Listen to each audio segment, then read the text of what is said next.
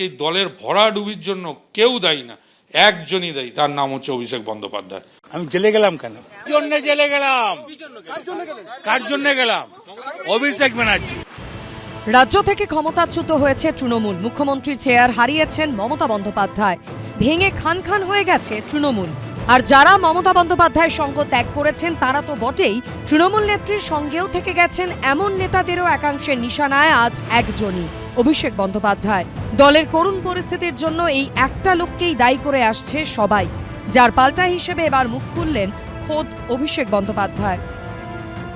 Open challenge दे रहा हूं, आप लौट के आओ, 24 घंटे के अंदर मैं अपना इस्तीफा दे देता हूं।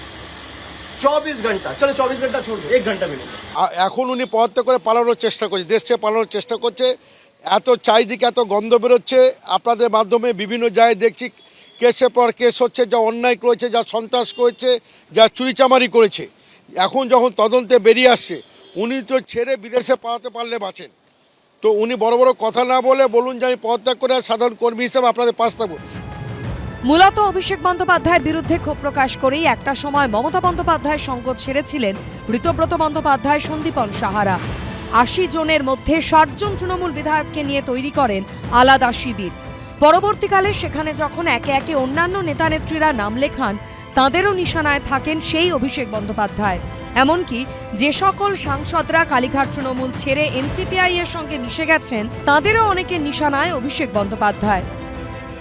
আমার তো ইডির থেকে ভয় ছিল এবি বেশি। ও যেভাবে দলে যেভাবে ও জীবনযাত্রা তৈরি করেছে সেটা চোখে লাগার মতন, এবং তাতেই ওর মানে চলাফেরা বা যেরকম সিস্টেম, তাতেই কিন্তু ও হচ্ছে সবার কাছে অভিযোগের কারণ। দিদি মাটিতে বসে চা খায়, সেখানে অভিষেক হয়তো বা মাটিতে বসে না। এই বিধায়ক থেকে সাংসদ যারাই মমতা বন্দ্যোপাধ্যায়কে ছেড়ে চলে গেছেন বা ছেড়ে যাওয়ার জল্পনা উস্কে দিয়েছেন, তাদেরকে চ্যালেঞ্জ ছুড়ে দিলেন এবার অভিষেক বন্দ্যোপাধ্যায়। अगर हार का जिम्मेदारी अभिषेक बनर्जी का है, 24 में जीत का जिम्मेदारी भी अभिषेक बनर्जी का है, मानोगे? और अगर किसी को मेरे से दिक्कत है, मैं तो चुनौती देता हूं भाई। 60 एमएलए गए, कुछ लोग गए, 20 एमपी गए, मैं आपको चुनौती देता हूं, आप लौट के आओ ममता बनर्जी के पास, 24 घंटे के अंदर मैं अपना इस्तीफा दे दूंगा।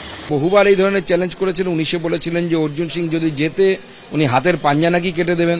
তারপরে বলেছিলেন দুর্নীতির যদি কোনো চার্জ বা ওনার বিরুদ্ধে কিছু আসে তাহলে উনি নাকি ফাঁসির মঞ্চ, কাউকে কিছু করতে হবে না, উনিই ফাঁসির মঞ্চ বানাবেন এবং তার সেখান থেকে ফাঁসি নিয়ে নেবেন। তো সমস্ত কিছুই হয়েছে, কোনোটাই উনি করেননি। তো ওনার কথাটা কে বিশ্বাস করবে আমি জানি না, সেটা ওরা তৃণমূলের ভেতরের ব্যাপার। কে বিশ্বাস করে যাবে, কে যাবে না, কে অভিষেকের হাত ধরবে ধরবে না, কে দিদির হাত ধরবে ধরবে না, আমাদের জানা নেই। অভিষেক বন্দ্যোপাধ্যায়ের চ্যালেঞ্জ কি গ্রহণ করবেন বিদ্রোহীরা, নাকি তৃণমূল ভাঙতেই থাকবে, সেটাই এখন দেখার। সৌমিত্র রায় ও অরিত্রিক ভট্টাচার্যের রিপোর্ট, এবিপি আনন্দ। এবিপি আনন্দ, এগিয়ে থাকে, এগিয়ে রাখে।